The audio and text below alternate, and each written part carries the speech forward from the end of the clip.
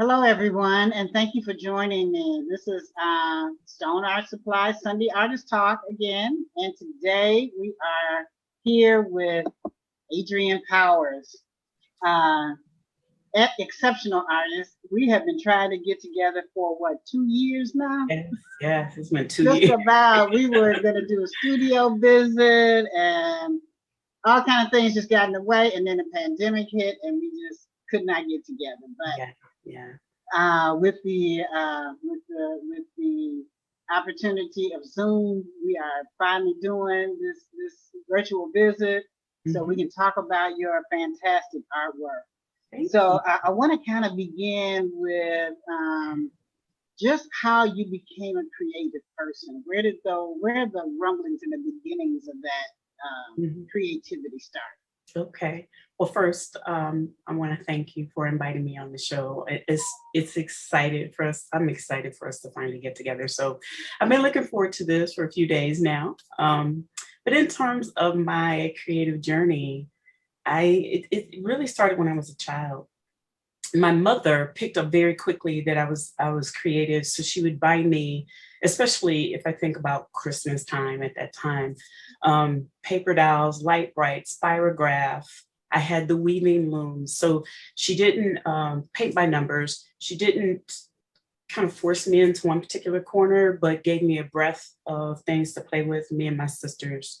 I wasn't really into the doll houses. I think we gravitated more toward the art things and racetracks, stuff like that. And my brother also at the time was an artist. He kind of moved away from that. And my dad also, he never pursued art, but he always helped me with my art projects. So he could build, the science fair projects or whatever needed to be traced. So I had a lot of influence from that perspective as I was growing up. But my mom, in terms of cultivating it, she signed me and my sisters up for art classes over the summer at the Cleveland Institute of Art. And we did that for all the way through high school. And I created my entire portfolio for college through the Cleveland Institute of Art, and was accepted to Carnegie Mellon University under their fine art program. So that was the start, and it at least got me up to the college point. Wow. Very exciting, very exciting. So it sounds like you had a family of artists, so Artists, musicians, it's very art dominant and music dominant within my family. mm, Yeah. sounds a lot like my family. I had an older brother who was an extreme artist, Hmm. and it's very natural ability to just draw people, which I can I have a block in my mind that I can't do it. However, Hmm. I gravitate to some another art form, but it seems to be in families, Yeah. that everybody becomes a creative. So let's talk about your art practice for a moment. Hmm. So in the beginning, what was your concentration?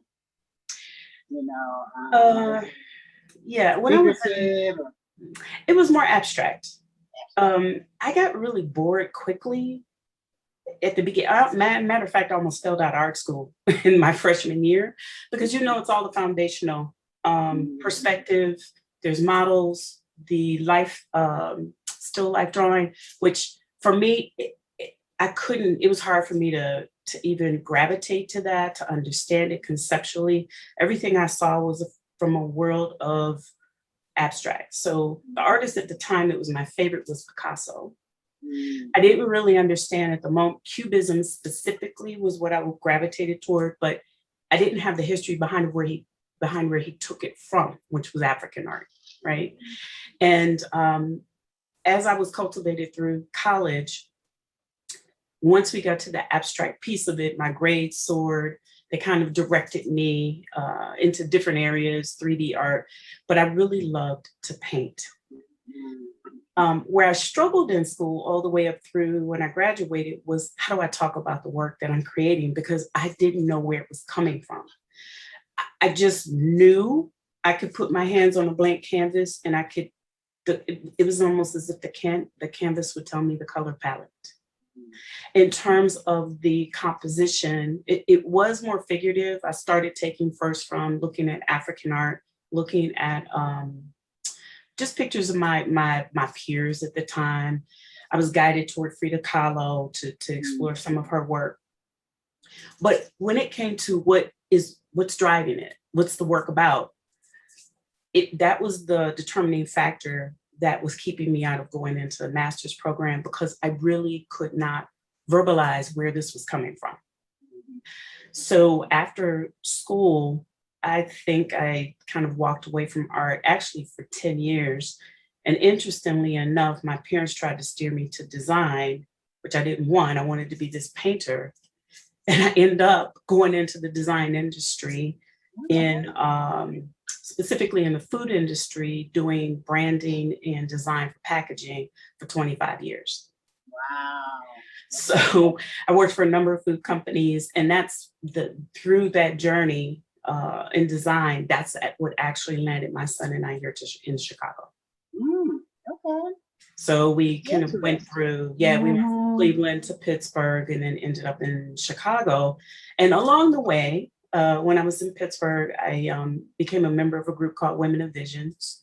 And they started to help cultivate me to be in a group of African-American women older than me, really helped me learn to find my voice, to understand how to present art in a gallery, to push me into some different areas. And they also brought me along so I could exhibit with them in group exhibits.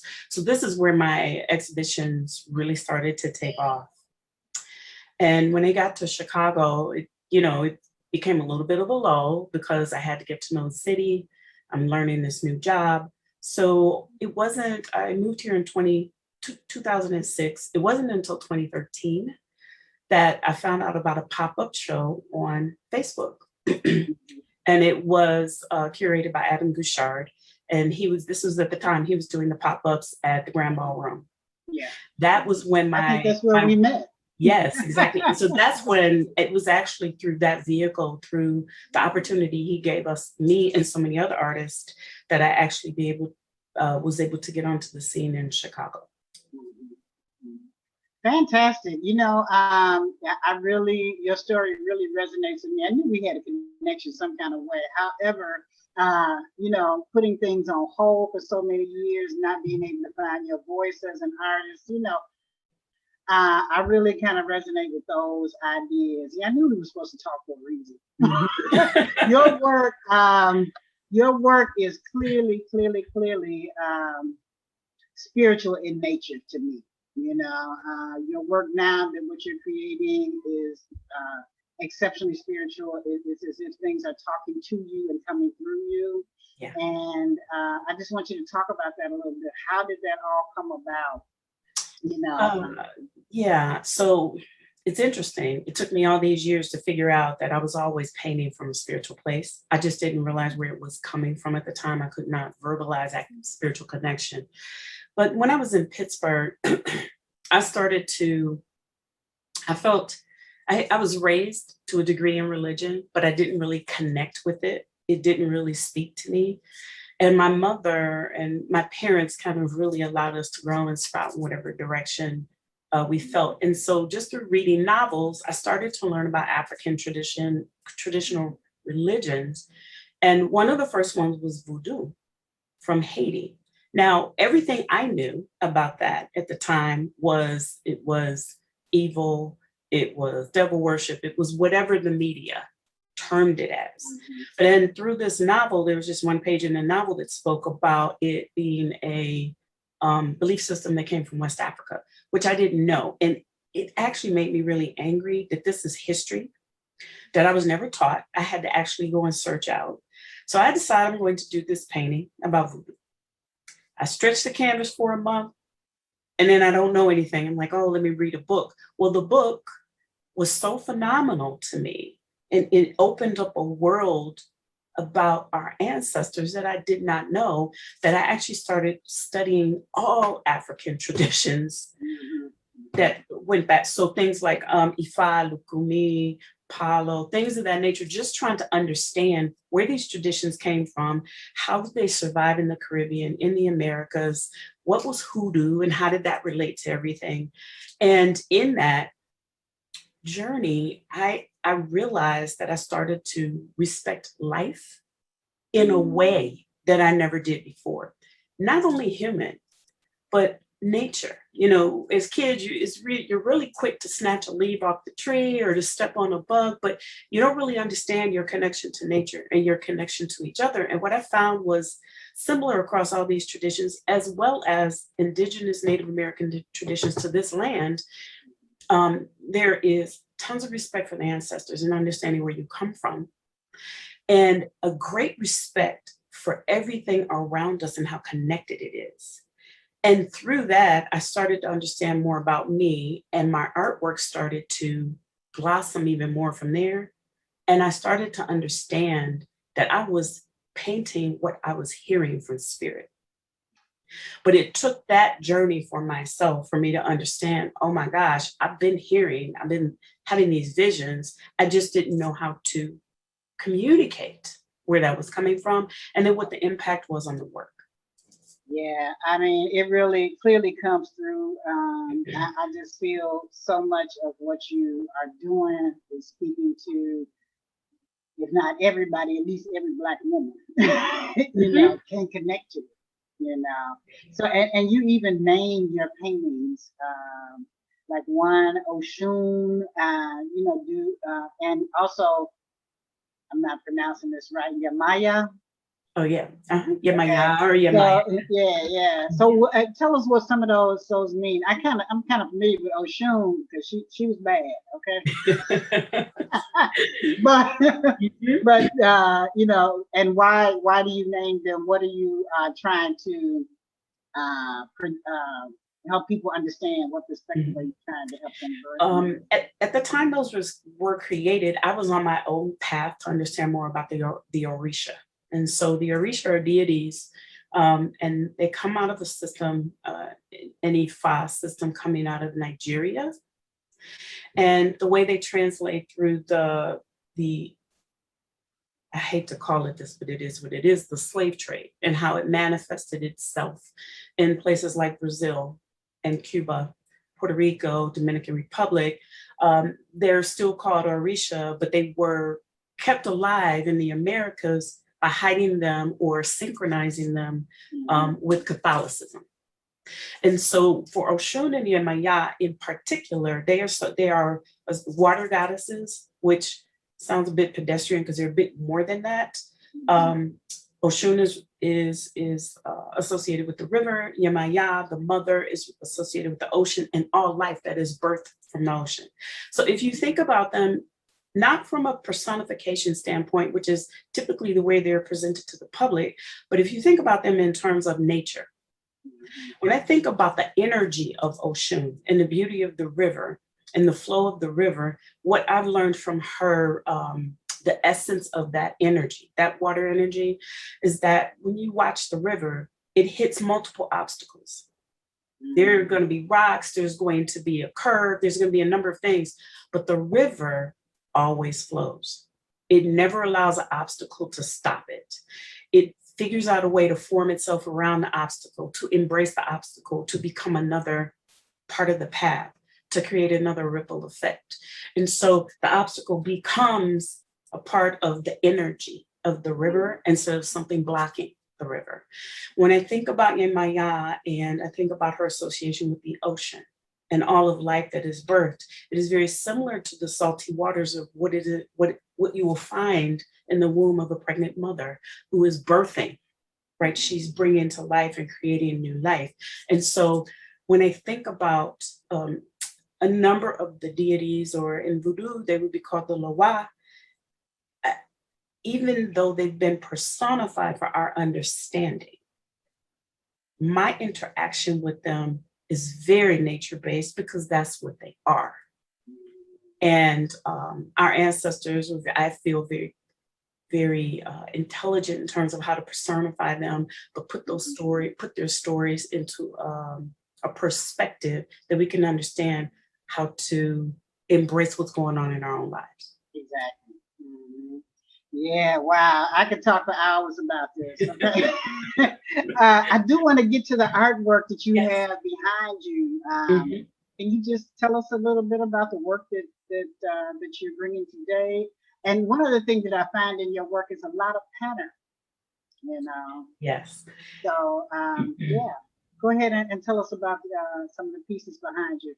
Well, the pattern, it was interesting. I took a summer class at the Cleveland Institute of Art, and they picked up very quickly that I had a knack for pattern and tried to direct me to textile design, Mhm. which I didn't really know what that was. So I kind of brushed it off, but it's interesting that it comes back to life in my work today.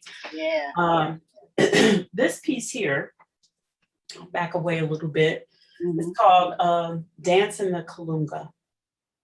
And so this speaks to some traditions that come out of the Congo that survive today in Cuba, under a different name.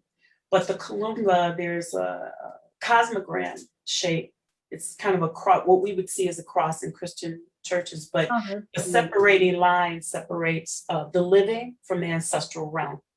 And what we're seeing here underneath all these spaces that are in the texture, that is representative of the ancestral realm within the salty waters, the waters of creation.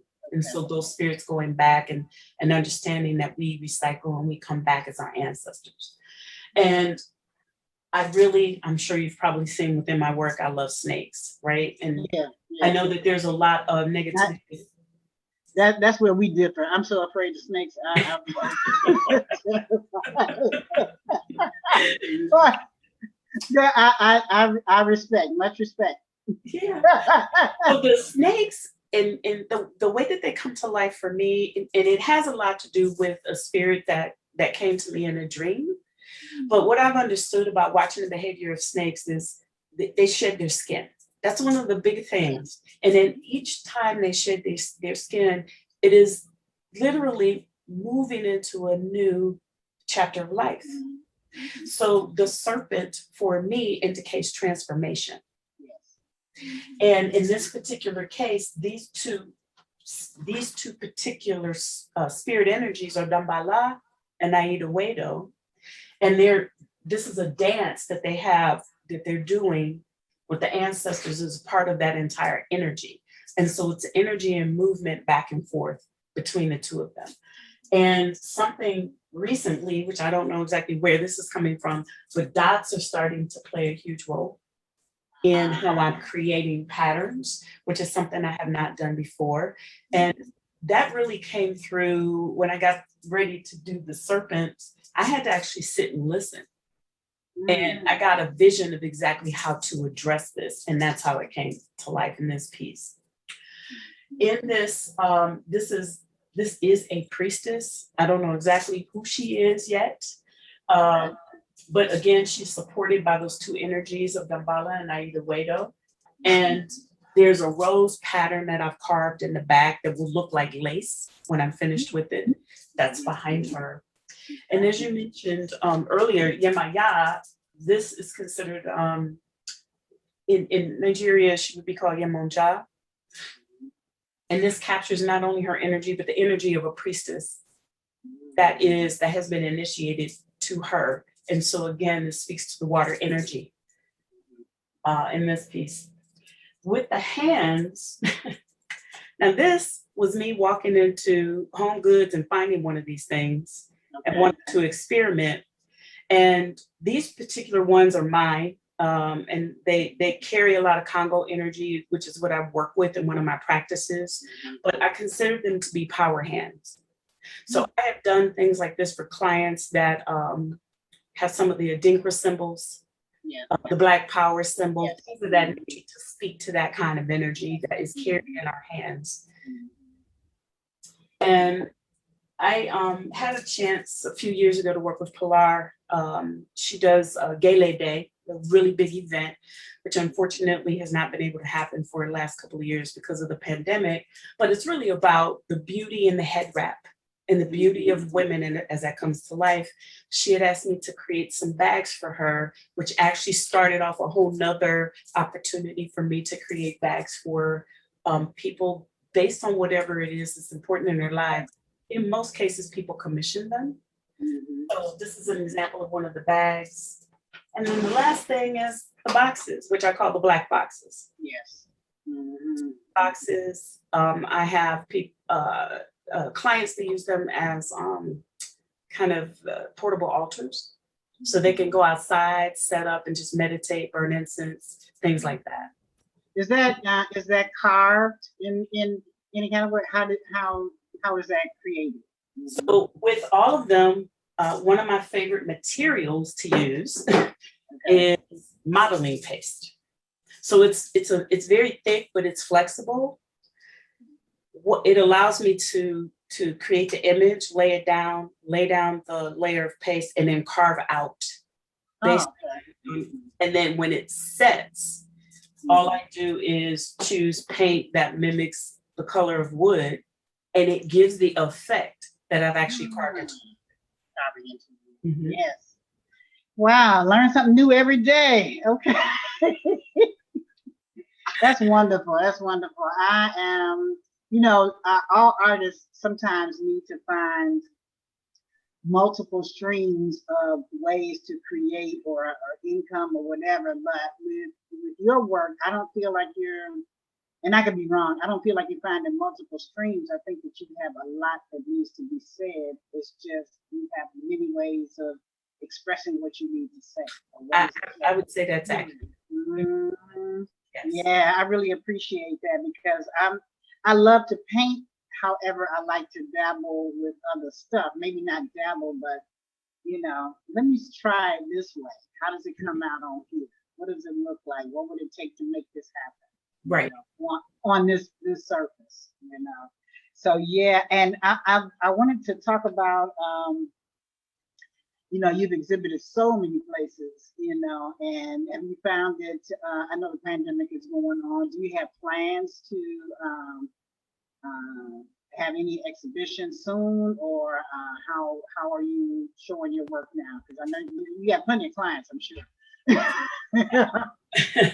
Well, it's interesting. I'm fairly quiet about how I do my work in any of my practices. I create Oh, work, I post it up on Facebook or the social media, and then I end up getting contacted. So that has worked well for me. But in terms of exhibitions, right now I have two pieces that are in the Black creativity okay. exhibition at the Museum of Science and Industry. So for me, this is a really exciting time. It's the first time I've ever exhibited there with this amazing group of artists. So to be included in that is a huge honor. Uh, Fantastic. Yeah. yeah, and Mhm. I'm in an online exhibit called Decahedron, and through a curator, Jenny Lamb, and I've shown with her in the past at the Zobie Art Center. So she Oh, invited me to partake in an online exhibit. And so there'll probably be things I will look at, but I'm very selective about the exhibits in the sense that, first of all, content. mhm. It really needs to give me the freedom to be able to speak spiritually, and it needs to be uplifting for me. So I understand the need for political art. I understand the need through art. It really helps to educate people. But the vibration that I'm working toward is really to elevate us into our power, which really to me starts first spiritually and understanding who you are. So my work is really meant for people to consider that, to ask questions, to consider what their journey is. Doesn't have to be with African traditional belief systems, but just within themselves, and what does it mean to elevate and to really think about the energy you contribute to the world, and how you're interacting with humanity. So it's almost as if you're asking people to pull themselves up, examine how they're living, and Yeah. where do and that's probably what that's what your work is asking people to do, or It, pulling it, out of them. yeah, Mhm. because when we look at what's going on in the world today, I personally cannot give up on humanity, but Mhm. there's a lot of chaos happening right now, and really the only way out is in. It's the inner work and what you're doing to elevate your character, because how you walk, how you interact, and the energy you carry, that is the inspiration for those who engage with you. So there are multiple inputs within this world that can help people get there and to inspire people. But at the end of the day, it means sitting down and really doing a self-reflection on you. And just by doing your work, you inspire the world. Exactly. You know, that's very empowering. If people are listening, I hope they get it. I really hope they get it, because that's what drew me to abstract painting, was that I could say something without saying something, without, words, and I could get a reaction and effect from people. I may not be all over the place showing or exhibiting or whatever, but when they see my work, it does something to them on the inside. Yes. Yes. So that's, yeah, we got to talk more. So, famous question. This has been so inspiring. My famous question for everybody. What is your favorite tool?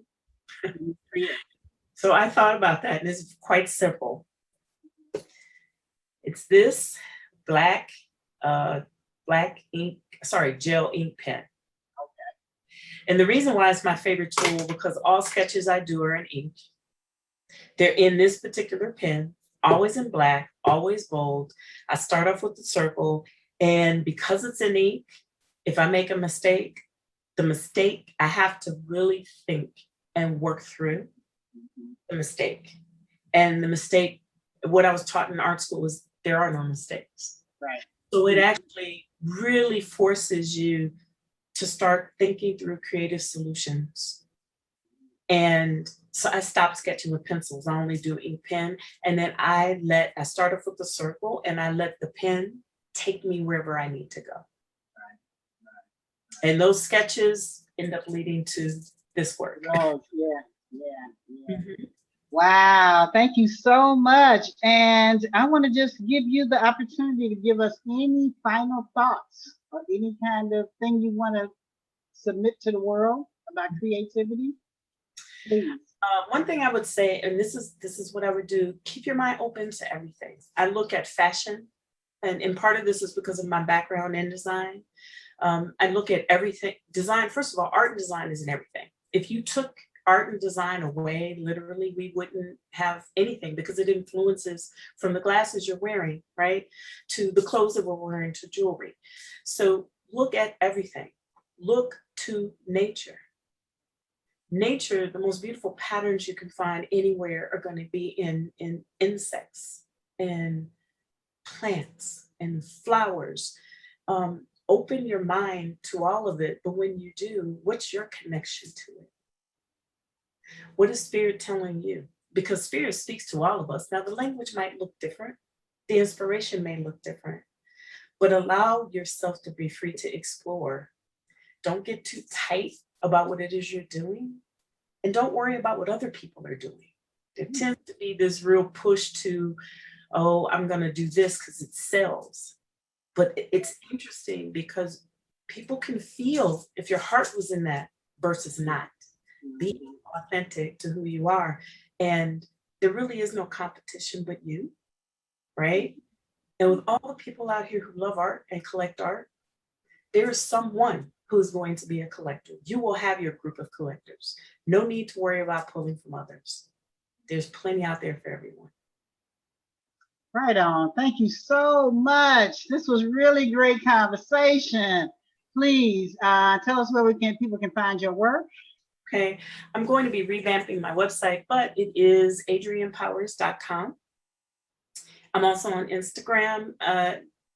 Probably not the most efficient way. I follow the young person's advice and I have multiple Instagram pages, but the main one is Adrienne_Powers_art. And I do have a couple other pages there specifically to focus on the bags and the boxes. And I'm also I can be found on Facebook as well. Yeah, thank you so much, Adrienne. And I'm sure we will have your information on the site, so at the end of the show or at the beginning, as well as your other pieces. So This is Lois Stone again. Thank you for joining Sunday Artist Talk. And And please visit Stone Art Supply. Thank you, Adrienne. It was great. thank you.